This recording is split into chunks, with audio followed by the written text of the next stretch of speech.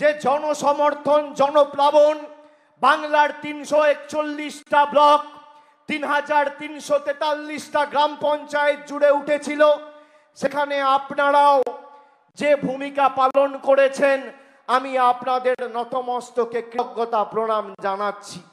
আপনারা সর্বত্র তৃণমূল কংগ্রেসের প্রার্থীকে জিতিয়ে, জোড়াফুল প্রার্থীকে জিতিয়ে ত্রিস্তর পঞ্চায়েত নির্বাচনে আমাদের হাত শক্তিশালী করেছিলেন। আজকের এই লড়াই বোলপুর লোকসভায় তৃণমূল বনাম বিজেপির লড়াই নয়। বোলপুর লোকসভায় যে 7টি বিধানসভা আছে, 4টে বিধানসভা পড়ছে বীরভূম জেলায়, 3টে বিধানসভা পড়ছে পূর্ব বর্ধমান জেলায়। এটা পূর্ব বর্ধমান আর বীরভূমের মধ্যে জয়ের ব্যবধান বাড়ানোর লড়াই। গতবার 2019 সালে আমাদের প্রার্থী 1,06,000-এর বেশি ব্যবধানে এই বোলপুর লোকসভা কেন্দ্র থেকে জয়ী হয়েছিল।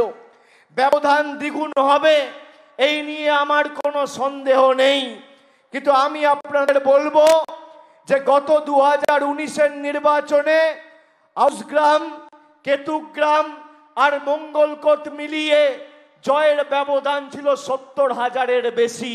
সেটা এবার 1.5 লাখ করতে হবে এবং বোলপুর লোকসভায় তৃণমূল কংগ্রেসের প্রার্থীকে জেতানোর ক্ষেত্রে যাতে পূর্ব বর্ধমানের মায়েরা, ভাইয়েরা, বোনেরা, সহকর্মী, সতীর্থ, প্রবীণ, নবীন সবাই অগ্রণী ভূমিকা পালন করে সেটা আমাদের সুনিশ্চিত করতে হবে।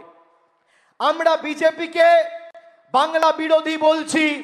কেন বাংলা বিরোধী বলছি মায়েরা? তার কারণ এই বিজেপি আপনার লক্ষ্মীর ভান্ডার বন্ধ করতে চাইছে। এই বিজেপি 2021 সালে বাংলায় হেরে গিয়ে আবাসের টাকা বন্ধ করেছে, গরিব মানুষের 100 দিনের টাকা বন্ধ করেছে, রাস্তার টাকা বন্ধ করেছে, জলের টাকা বন্ধ করেছে, মিড ডে মিলের টাকা বন্ধ করেছে। আজকের দিনে দাঁড়িয়ে গরিব মানুষের, বাংলার 10 কোটি মানুষের বকেয়া পাওনা কেন্দ্রের কাছে 1,65,000 কোটি টাকা। আমাদের রাজ্য থেকে গত 5 বছরে এই জনবিরোধী মোদী সরকার 4,65,000 কোটি টাকা তুলে নিয়ে গেছে। এখানে বিজেপির যিনি প্রার্থী হয়েছেন তিনি যখন ভোট চাইতে যাবেন তাকে জিজ্ঞেস করবেন যে আপনার নেতারা, আপনার সরকার 10 বছর কেন্দ্রে ক্ষমতায় কেন বাংলাকে নিপীড়িত বঞ্চিত করেছে? কেন আমাদের আবাসের টাকা বন্ধ? কেন 100 দিনের টাকা বন্ধ? আমরা যখন তৃণমূলে নবজোয়ার করেছিলাম আমরা বলেছিলাম আপনি আপনার অধিকারকে সামনে রেখে লড়াই করুন।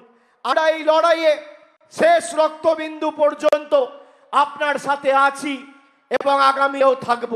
আমরা কথা রেখেছি।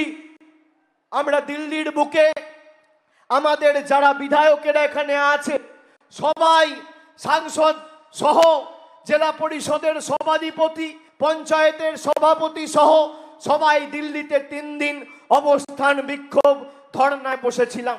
আমাদের মহিলা জনপ্রতিনিধি, এমনকি জনজাতি মূলবাসী প্রতিনিধি বীরবাহা হাঁসদাকে চুলের মুঠি ধরে দিল্লি পুলিশ, যেটা অমিতার অধীনস্থ, টেনে হিঁচড়ে বার করে দিয়েছিল। গরিব মানুষের টাকা চাইতে গেছিলাম, এই আমাদের কি ভুল হয়েছিল? আমরা বলেছিলাম আমরা মাথা নত করব না, আমরা করিনি।